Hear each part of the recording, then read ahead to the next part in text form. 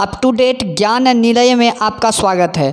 आज है 21 जून और 21 जून से संबंधित सभी महत्वपूर्ण प्रश्नों पर चर्चा करेंगे, जो सबसे महत्वपूर्ण प्रश्न है। तो चलिए देखते हैं पहला प्रश्न। पहला प्रश्न है, IMD के द्वारा विश्व प्रतिस्पर्धात्मक सूचकांक में भारत का क्या स्थान रहा? तो इसका उत्तर होगा ए, 43वां स्थान रहा। तो चलिए जानते हैं क्या है IMD और किस प्रकार से विश्व प्रतिस्पर्धात्मक सूचकांक जारी होता है और कौन सी संस्था इस सूचकांक को जारी करती है।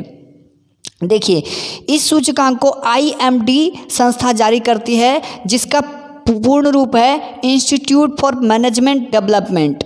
ये एक स्विस संस्था यानी स्विट्जरलैंड की संस्था है, जिसमें सिंगापुर भी सम्मिलित है। और यह संस्था वैश्विक पहुंच वाला एक स्वतंत्र शैक्षणिक संस्थान है, जो विश्व भर की आर्थिक सर्वेक्षण करती है।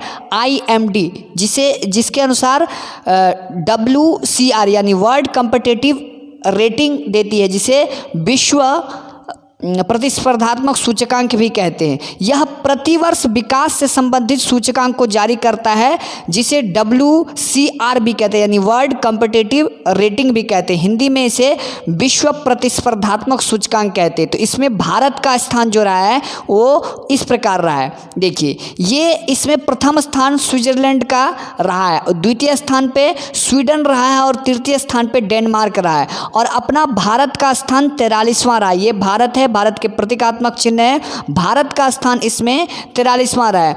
विश्व प्रतिस्पर्धात्मक सूचकांक 2021 में जो मुख्य विषय था वो इस प्रकार था कि इस बार विश्व में कोविड-19 से प्रभावित अर्थव्यवस्था को लेकर सूचकांक जारी किया गया, जिसमें देखा गया कि कौन से देश की किस प्रकार स्थिति। तो आपको ये याद रखना है कि प्रथम स्थान पर विश्व प्रतिस्पर्धात्मक सूचकांक 2021 में कौन रहा है? तो स्विट्जरलैंड रहा है। दूसरे स्थान पर स्वीडन रहा और तीसरे स्थान पे डेनमार्क रहा है। इसके साथ साथ आपको ये भी याद रखना कि अपने राष्ट्र यानी अपना देश भारत का क्या स्थान है? तो भारत का 43वां स्थान रहा है, जो कि इस बार IMD ने जारी किया है, यानी institute of development management of development. तो विश्व प्रतिस्पर्धात्मक सूचकांक में भारत का स्थान 43वां है, ये आपको याद रखना। और कौन जारी करता है इसे जारी करता है, यहाँ पे जैसे आप देख रहे हैं IMD जारी करता है, यानी इंस्टीट्यूट फॉर मैनेजमेंट डेवलपमेंट।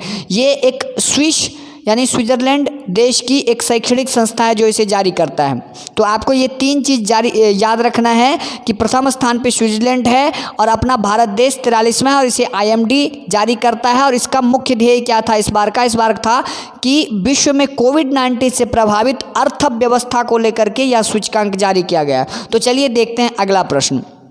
अगला प्रश्न है, किन दो राज्यों में 2 बच्चों की नीति को स्वीकृति मिलने की संभावना है? तो इसका उत्तर है बी, उत्तर प्रदेश और असम में 2 बच्चों की नीति को लेकर के मंतव्य चल रहा है, जो कि अभी राजस्थान में और मध्य प्रदेश में ये एक अध्ययन का विषय है। इसके बाद उत्तर प्रदेश और असम भी इसे लागू करेगा, अगर अच्छा परिणाम मिलता है राजस्थान और मध्य प्रदेश में। तो चलिए जानते हैं इससे कुछ जुड़े तथ्य।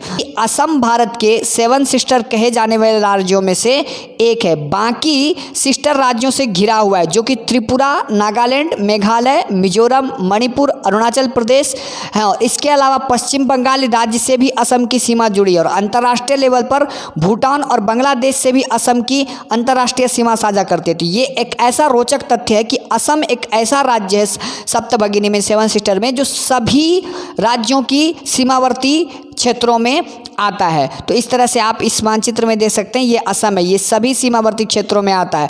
और एक चीज़ और आपको ध्यान रखना है कि 7 सिस्टर में सिक्किम जो राज्य है वो नहीं आता है। चलिए अगले प्रश्न पर चलते हैं।